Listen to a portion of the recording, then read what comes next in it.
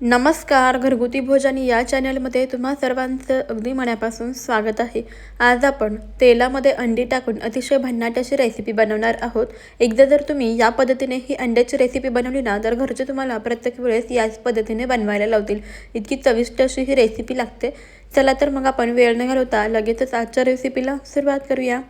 सर्वात अगोदर तर इथे आपल्याला ना अंडी उकडून घ्यायची आहेत. आता उकडल्यानंतर अंडी व्यवस्थित अशी सोलून घ्यायची आणि यानंतर पहा व्हिडिओमध्ये दाखवल्याप्रमाणे याला कट करून घ्यायचं आहे.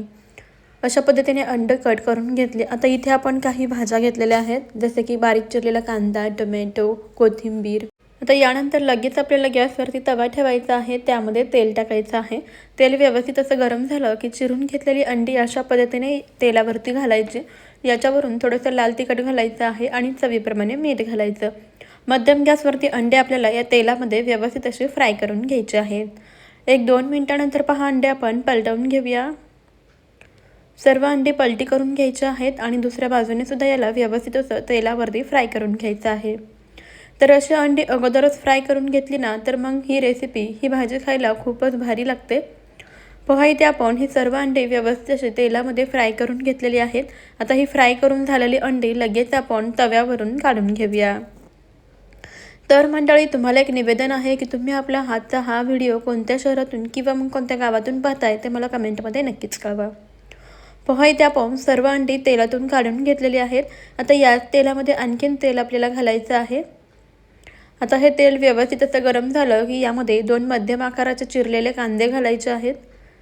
बारीक चिरलेला कांदा घालायचा. आता कांदा छान लालसर होईपर्यंत या तेलामध्ये आपल्याला परतवून घ्यायचा आहे. कांदा यामध्ये परतत असतानाच यामध्ये आपल्याला ओबडधोबड असं ठेचलेलं आलं आणि लसूण घालायचं आहे. हवं तर तुम्ही याची अगदी बारीक पेस्ट बनवून सुद्धा घालू शकता. असं ओबडधोबड आलं लसूण घेतलेलं आहे ते यामध्ये घालायचं आणि व्यवस्थित असं परतवून घ्यायचं.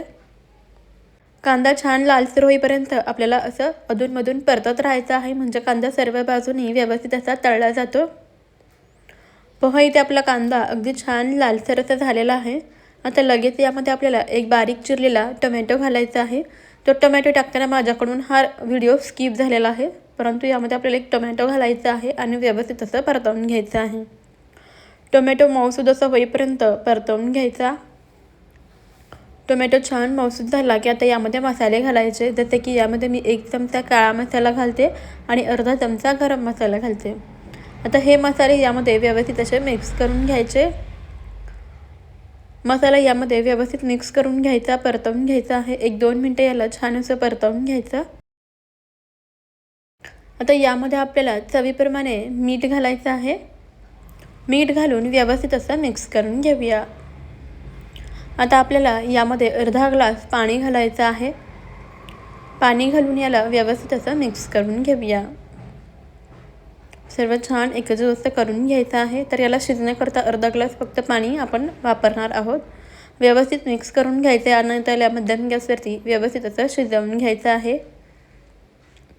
यामधील कांदा आणि टोमॅटो छान व्यवस्थित असं शिजला पाहिजे. पहा इथे ही मस्त अशी भाजी शिजायला लागली की आपण फ्राय करून घेतलेली सर्व अंडी यामध्ये घालायची आहेत.